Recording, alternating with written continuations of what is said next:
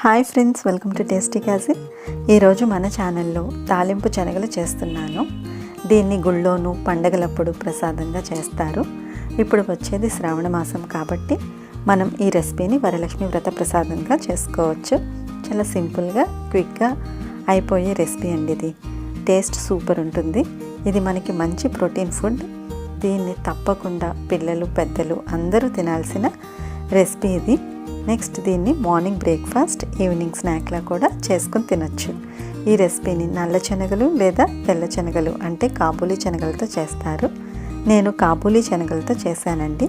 చాలా సింపుల్గా ఈజీగా అయిపోయి ఈ శనగల తాలింపుని ఎలా ప్రిపేర్ చేసుకోవాలో ఈ వీడియోలో చూద్దాం. ముందుగా ఒక బౌల్ తీసుకుని దానిలో అరకప్పు వరకు కాబూలీ శనగలు వేసుకోవాలి. శనగలు మునిగేంత వరకు నీళ్లు వేసుకుని 3-4 గంటల పాటు నానబెట్టుకోవాలి. 3 లేదా 4 గంటల తర్వాత శనగల్లోని నీళ్లను పూర్తిగా ఫిల్టర్ చేసి ఇలా ఉంచుకోవాలి. శనగల్ని ఉడికించడానికి స్టవ్ మీద కుక్కర్ ఉంచి దానిలో నానబెట్టిన ఈ శనగల్ని వేసుకోవాలి. 1 కప్పు వరకు నీళ్లు వేసుకోవాలి. దీనిలో 1/2 టీ స్పూన్ ఉప్పు వేసుకోవాలి. ఇప్పుడు కుక్కర్ క్యాప్ క్లోజ్ చేసి 2 లేదా 3 విజిల్స్ వేయించాలి. 3 విజిల్స్ వచ్చిన తర్వాత స్టవ్ ఆఫ్ చేసి క్యాప్ ఓపెన్ చేసి చూడాలి. శనగలు ఉడికాయో లేదో వేళ్లతో నొక్కి చూడాలి. శనగలు సాఫ్ట్గా అనిపిస్తే ఉడికిపోయినట్లే. శనగలు గట్టిగా అనిపిస్తే మాత్రం ఇంకొక 2 విజిల్స్ వేయించుకుంటే సరిపోతుందండి. ఇప్పుడు శనగల తాలింపు కోసం స్టవ్ మీద కడాయి పెట్టుకుని 2 టీ స్పూన్స్ వరకు ఆయిల్ వేసుకోవాలి. ఆయిల్ కొంచెం హీట్ అయిన తర్వాత 1/2 టీ స్పూన్ ఆవాలు వేసుకోవాలి. అవి చిటపట అవుతుండగా 1/2 టీ స్పూన్ జీరా వేసుకోవాలి.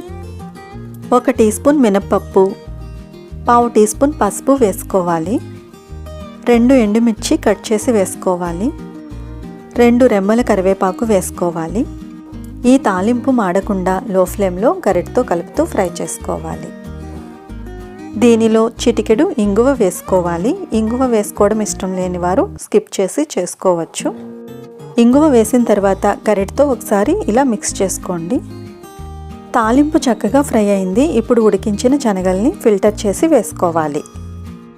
దీనిలో 1/2 టీ స్పూన్ వరకు ఉప్పు వేసుకోవాలి. ఉప్పు అనేది మీ రుచికి సరిపడినంత చూసుకుని వేసుకోండి. ఈ శనగల్లో తాలింపు ఉప్పు బాగా కలిసేలా గరిటతో కలుపుతూ లో ఫ్లేమ్లో ఫ్రై చేసుకోవాలి. 1 నిమిషం పాటు ఫ్రై చేసి స్టవ్ ఆఫ్ చేయాలి. ఈ శనగల తాలింపులో కొంచెం కొబ్బరి తురుము కూడా యాడ్ చేసుకోవచ్చండి. చాలా బాగుంటుంది. ఇదే మాదిరిగా నల్ల శనగలతో కూడా తాలింపు పెట్టుకోవచ్చు. చాలా సింపుల్గా చాలా ఈజీగా అయిపోయింది కదండి. టేస్ట్ కూడా సూపర్ ఉంటుంది. డెఫినెట్లీ ట్రై చేయండి. ఈ రెసిపీ కనుక మీకు నచ్చినట్లయితే లైక్ చేయండి, షేర్ చేయండి. ఇటువంటి మరిన్ని రెసిపీస్ కోసం మా ఛానల్ని సబ్స్క్రైబ్ చేసుకోండి. And thanks for watching.